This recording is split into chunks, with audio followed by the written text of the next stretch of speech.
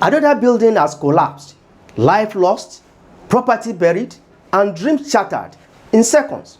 But why do buildings keep falling? Is it poor design, weak supervision, or just negligence?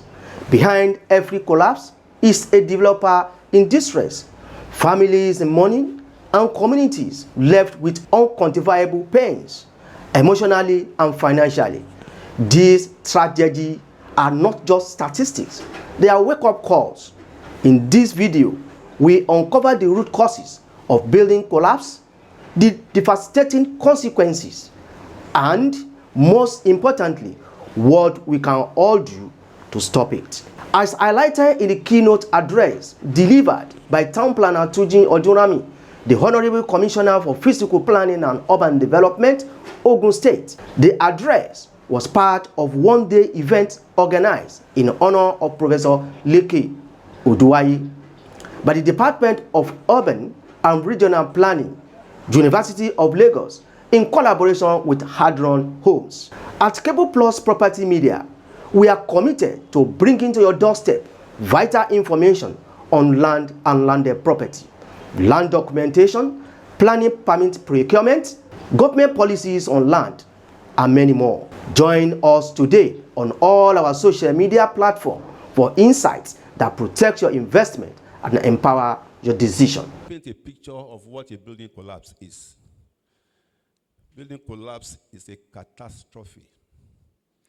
It is a disruption.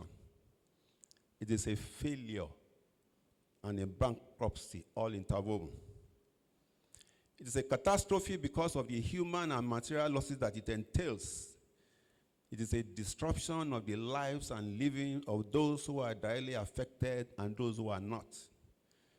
It is a failure of governance, failure of professionals and professionalism, a failure of our ethics, and a misdirection of our moral compass, occasioned by cutting of corners. It is a failure of our society because all that surrounds a collapse is the totality of the abdication of our individual and collective social responsibilities of honesty, probity, love for our neighbor, and due diligence, and putting financial gains above safety and quality. On the financial side, you must just imagine the humongous amount of money that lies in waste in the mountain of mangled iron, brick, and mortar of a collapsed building of, say, 21 floors. Somebody mentioned it today. That may bankrupt the financier, the developer, owner, or even the buyers. For regulation to be effective, there must be strong and uncompromising enforcement. Regulation without enforcement is a paper tiger.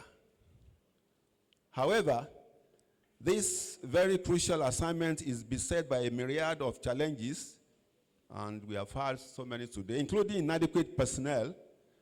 You will pity those people when you see the area they have to cover and what is their share number, you know? Inadequate logistic support. The issue of enforcement is like a police action. It's like what the police do. You know, if there's an armed robber, harassing in your house, and you phone Nigerian police, what would they tell you? Can you please come and bring your vehicle or come and give us fuel, or the tire is down? Somebody that is being assaulted by armed robbers. Now, what he's saying is that they lack logistics, adequate logistics. And the same thing is for planning. When people cannot get to where actions are going on, there is no way they can do enforcement. So we have inadequate logistic support, financial and political compromise of the enforcer. That is a very serious problem. Financial and political compromise of the enforcer. I have the usual experience when it happened in my state. Everybody will be phoning me, Oba Ijoye, House of Assembly member, this, that.